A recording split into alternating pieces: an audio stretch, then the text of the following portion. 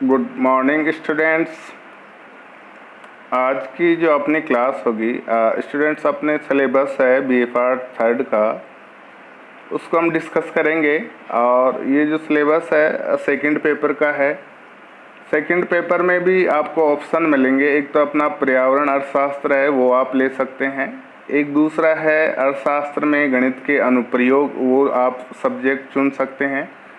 लेकिन जो ज़्यादातर विद्यार्थी लेते हैं उसके बारे में हम डिस्कस करेंगे, और वो है राजस्थान की अर्थव्यवस्था। अपना जो सिलेबस में है सेकंड पेपर है, तो इसके अंदर जो सेक्शन ए है विद्यार्थियों, उसके अंदर है भारतीय अर्थव्यवस्था में राजस्थान की स्थिति।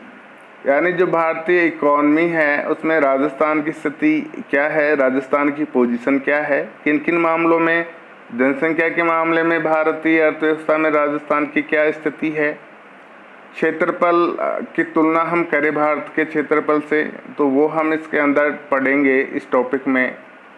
कृषि है, उद्योग है, आधारभूत ढांचा है, इसके बारे में हम अध्ययन करेंगे कि भारतीय जो एग्रीकल्चर सेक्टर है, उद्योग है या आधारभूत ढांचा है, उसमें राजस्थान की क्या पोजीशन है।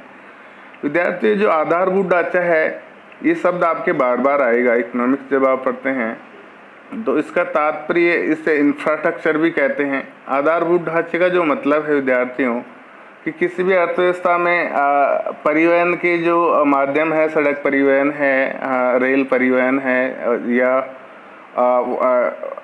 वायु परिवहन है, वो इस आधारभूत ढांचे में आते हैं। आपके ऊर्जा है, बिजली है, ये एक आधारभूत ढांचा है जो अर्थव्यवस्था की अन्य गतिविधियों को गति प्रदान करती है, वो इस आधारभूत ढांचे में शामिल होती है। तो ये आपका 2 नंबर का क्वेश्चन पूछ लेते हैं कभी कभी कि आधारभूत ढांचा क्या होता है। तो इसमें क्या आएगा विद्यार्थियों, आधारभूत ढांचे में आपका जो सड़क परिवहन, रोड परिवहन, रेल परिवहन है, ऊर्जा है, फ्लाईओवर है, एयरपोर्ट है, ये आधारभूत ढांचे में शामिल होता है। राजस्थान की जनसंख्या क्या है, इसका आकार क्या है, और वर्दी यानी किस प्रकार की वर्दी हो रही है आज़ादी के बाद से, जो हर 10 साल के बाद में जनगणना होती है, तो उस जनगणना में क्या उतार चढ़ाव आ रहा है, इसके बारे में हम इस टॉपिक को में कवर करेंगे। ग्रामीण और शहरी आबादी, ये भी ये अपना एक सिलेबस में टॉपिक है कि जो कुल जनसंख्या है उसमें गाँवों में कितनी आबादी है, शहरों में कितनी जनसंख्या रहती है, और वो जिलेवार कंडीशन क्या है, यानी कौन से ज़िले में सबसे ज़्यादा लोग शहरों में रहते हैं, कौन से ज़िले में सबसे ज़्यादा लोग गाँवों में रहते हैं, या उनकी क्या स्थिति है, ये टॉपिक इसको कवर करेगा। अब एक और है जननांकीय विशेषताएं। विद्यार्थियों, जननांकीय वर्ड है, ये भी आपके बार बार आएगा। ये टर्मिनोलॉजी है, ऐसे जो शब्द हैं कभी आपको पढ़ते समय दिखाई दे या आपको कहीं और सिलेबस में दिखाई दे, तो इन पर विशेष फोकस करने वाले ये शब्द हैं। इनको आप या तो किताब में आप देख सकते हैं कि इनका क्या अर्थ होता है, या फिर आप नेट पर गूगल पर सर्च मारकर ऐसे शब्दों का अर्थ आप ज़रूर जानें, क्योंकि ये फाउंडेशन है, ये बेसिक्स है। अगर ये आपके क्लियर नहीं होंगे शब्द, तो आप समझ ही नहीं पाएंगे कि मेरे को क्या पढ़ना है, किस बारे में हम अध्ययन कर रहे हैं। तो जो जननांकीय है, इसका तात्पर्य है कि जो जनसंख्या का ढांचा है वो किस प्रकार से हैं, उसकी जो आबादी में किस आयु वर्ग के लोग कितने प्रतिशत है, जैसे 15 साल से कम आयु के लोग कितने प्रतिशत है कुल जनसंख्या में, 15 से 60 के बीच में कितने प्रतिशत लोग हैं जनसंख्या में, या 60 से ज़्यादा जो सीनियर सिटीजन लोग हैं उनके आबादी में क्या अनुपात है, और किस प्रकार, क्योंकि हर देश में हर जनसंख्या में जो जननांकीय ढांचा है वो अलग अलग होता है। जैसे जो और देश है, विकसित देश है, वहाँ पर क्या है, जो कार्यशील आबादी है, जिसे जननांकीय लाभांश कहते हैं, 15 से 60 साल की जो आयु वर्ग होता है, उसकी आबादी कम मात्रा में रहती है, अनुपात कम मात्रा में रहता है।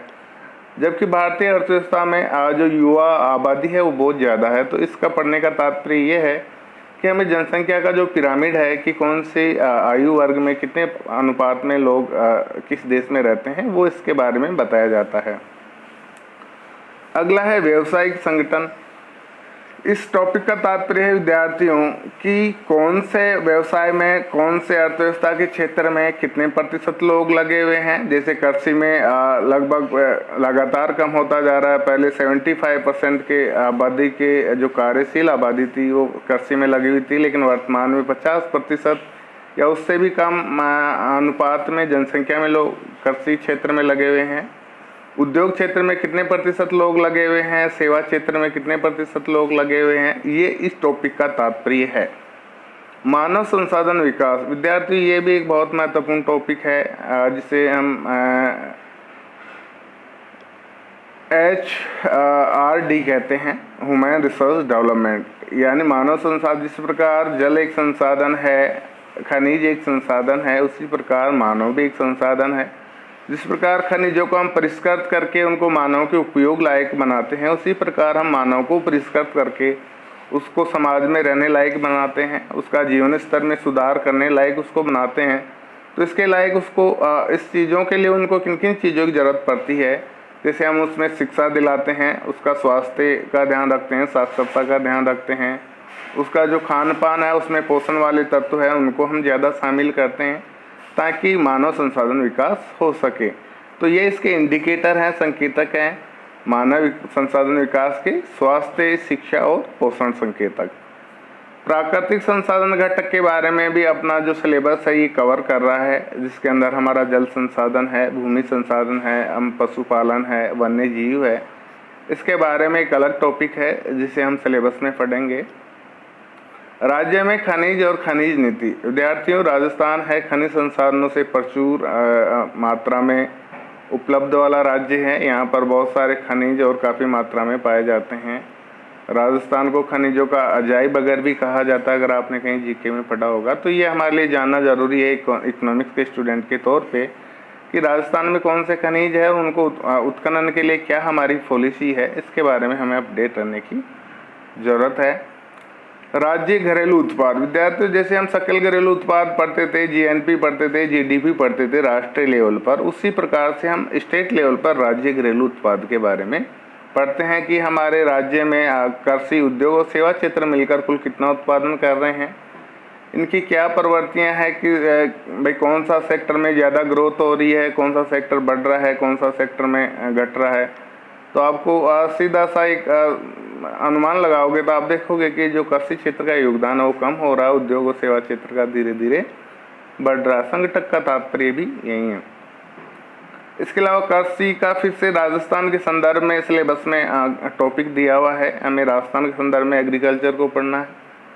और भूमि सुधार, और ये एक बहुत महत्वपूर्ण टॉपिक है, इसमें से बड़ा क्वेश्चन पूछ लेते हैं कि राजस्थान में भूमि सुधारों के लिए क्या क्या प्रयास किए गए हैं, क्योंकि आज़ादी से पहले जो भूमि का वितरण था बहुत असमान था। कुछ लोगों के पास बहुत ज़्यादा भूमि थी, कुछ लोगों के पास में रहने लायक भी जगह नहीं थी। तो इस चीज़ को बैलेंस करने के लिए सरकार ने क्या क्या उपाय किए, उत्पादन में सुधार करने के लिए सरकार ने क्या क्या उपाय किए। तो जो चकबंदी कानून है, जिसमें बहुत जगह बटी हुई ज़मीन को एक जगह किया गया था, वो इसके अंदर आएंगे। जो बिचौलियों का उन्मूलन है, पहले बिचौलिए बहुत होते थे एग्रीकल्चर में, अपने कृषि के काम में, उनको मिटाया गया, बहुत सारे इसमें सुधार किए गए, उनको ये कवर करेगा। भू उपयोग, आपकी जो ज़मीन है वो कई कामों में आ सकती है। आप उसमें उद्योग लगा सकते हैं, आप उसमें खेती कर सकते हैं, रहने के लिए उसको आप उपयोग में ले सकते हैं। तो ये जो भूमि का आप उपयोग किस प्रकार से कर रहे हैं, ये इस टॉपिक को कवर करता है। फसल प्रारूप विद्यार्थियों, हम सामान्यतः फसलों को रबी, खरीफ या जायद के तौर पर हम अध्ययन करते हैं, लेकिन हमें ये भी पता होना चाहिए कि रबी की फसल जब होती है तो उसमें कौन सी फसल कितने एरिया में बोई जाती है। जैसे राजस्थान में रबी फसल की टाइम पे कौन कौन सी बोई जाती है आपको पता है, सरसों बोई जाती है, गेहूँ बोया जाता है, चना बोया जाता है। तो इनको किस क्षेत्रफल में कितने अनुपात में बोया जाता है, तो ये इस प्रारूप में इसके बारे में हम अध्ययन करते हैं कि गेहूँ कितने प्रतिशत एरिया में हम बो रहे हैं, सरसों कितने एरिया में हम बो रहे हैं, उनमें क्या उतार चढ़ाव हो रहा है। कभी क्या है, गेहूँ का जो उत्पादन है या गेहूँ बोने की प्रवृत्ति कभी कम कर देते हैं, कभी सरसों को बढ़ा देते हैं।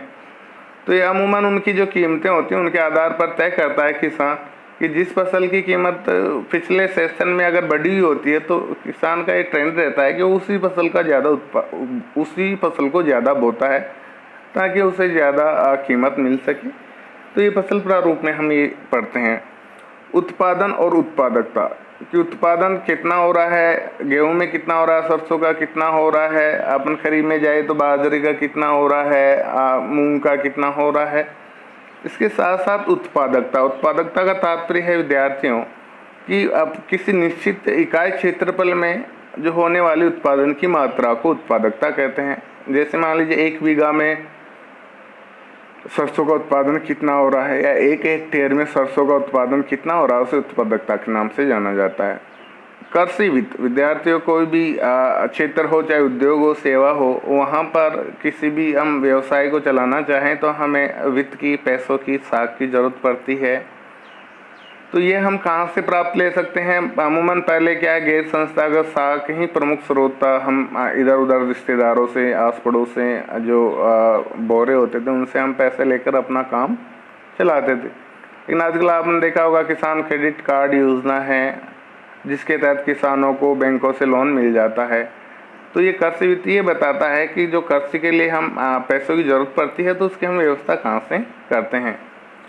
और विपणन और बीमा विपणन का तात्पर्य विद्यार्थियों, जब एक बार उत्पादन कर लेता है किसान तो उसको कहाँ बेचता है, बेचने की क्या क्या सुविधाएं हैं, तो ये मार्केटिंग में आता है, विपणन में आता है। मंडियों में ले जाता है, सीधे खेत से बेचता है, तो यह इनकी क्या व्यवस्था है, क्या ढांचा है, उसके बारे में ये टॉपिक कवर करता है। बीमा है, बीमा से तात्पर्य है कि आप चाहे पशु पाल रहे हैं, खेती कर रहे हैं, तो आजकल सरकार कई इंश्योरेंस पॉलिसीज लाती है ताकि किसानों को कोई अचानक नुकसान ना पड़े। अचानक ओलावृष्टि हो जाती है, कभी अचानक पाला पड़ जाता है, अतिवृष्टि हो जाती है, तो इन चीज़ों से बचने के लिए इंश्योरेंस कवरेज की व्यवस्था है। तो ये क्या व्यवस्था सरकार कर रही है, किसान खुद के लेवल पे क्या करते हैं, इसके बारे में इस टॉपिक में पढ़ते हैं। पशु संपदा और पशुपालन का महत्व विद्यार्थियों, राजस्थान में जैसा कि आपको पता है कि एक बड़े क्षेत्र में पानी की, पेयजल की, सिंचाई के लिए जल की बहुत समस्या रहती है। तो राजस्थान में पशु संपदा और जो है पशुपालन का महत्व बहुत ज़्यादा है, क्योंकि एक सूखा प्रदेश है, शुष्क प्रदेश है।